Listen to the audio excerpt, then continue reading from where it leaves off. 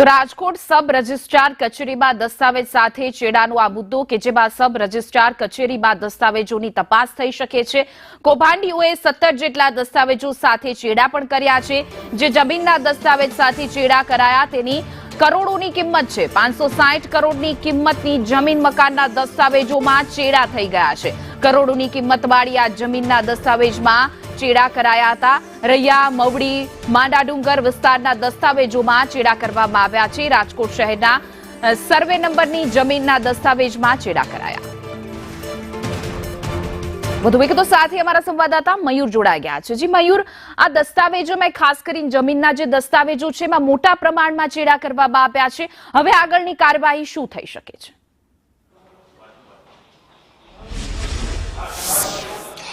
હિના, અસલી કચેરીની અંદર નકલી દસ્તાવેજના ખેલની અંદર કુલ 17 જેટલા દસ્તાવેજો નકલી બન્યા હોવાની વિગતો સામે આવી હતી।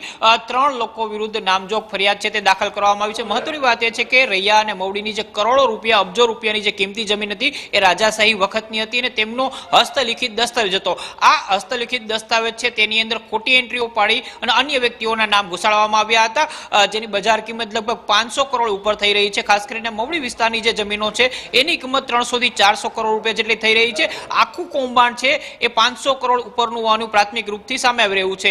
હાલ પોલીસ દ્વારા એક વ્યક્તિ વિરુદ્ધ નામજોગ ફરિયાદ દાખલ કરવામાં આવી છે। આ ઉપરાંત એક સોની શખ્સ છે અને તેની સાથે રહેલો એક અન્ય શખ્સ છે એમને પણ સહારોપી બનાવવામાં આવ્યા છે। હજુ સુધી 3ની જે ધરપકડ સહિતની જે કાર્યવાહી છે એ કરવામાં નથી આવી। માત્ર એક વ્યક્તિ છે તેમની અટકાયત થઈ છે। મહત્વની વાત એ છે કે આખા પ્રકરણની અંદર 11 મહિનાના કોન્ટ્રાક્ટ કામથી કામ કરનારો કર્મચારી છે તેના હસ્તક આખું કામ હતું। એટલે ઉચ્ચ અધિકારીઓને જાણ ના હોય અથવા તો ઉચ્ચ અધિકારીઓ છે તેમને આખા પ્રકરણની ખબર ના હોય તેવું બની ન શકે। એટલે પોલીસની તપાસ છે એ હવે આ કોન્ટ્રાક્ટ ઉપર રહેલા કર્મચારીના આંકાઓ સુધી પહોંચવાની છે। સાથે સાથે બોગસ દસ્તાવેજ કરનાર અન્ય ટોળકીના અંદર કેટલા લોકો સામેલ હતા તેના નામ પણ શોધવા માટે પોલીસ મથામણ કરી રહી છે। અહીંના મહત્વની વાત એ છે કે એક વ્યક્તિ કે જેમની મૂળ જમીન હતી તેમને પોતાની એન્ટ્રી કઢાવવા માટે સબ રજિસ્ટ્રાર કચેરીને ગયા હતા અને ત્યારબાદ આખું કૌભાંડ સામે આવ્યું હતું। હજુ તો માત્ર 17 દસ્તાવેજો છે એના નામનો જ ખુલાસો થયો છે। આંતરિક તપાસ થઈ રહી છે। આ આંકડો હજુ પણ વધી શકે તેમ જોવા મળી રહ્યું છે।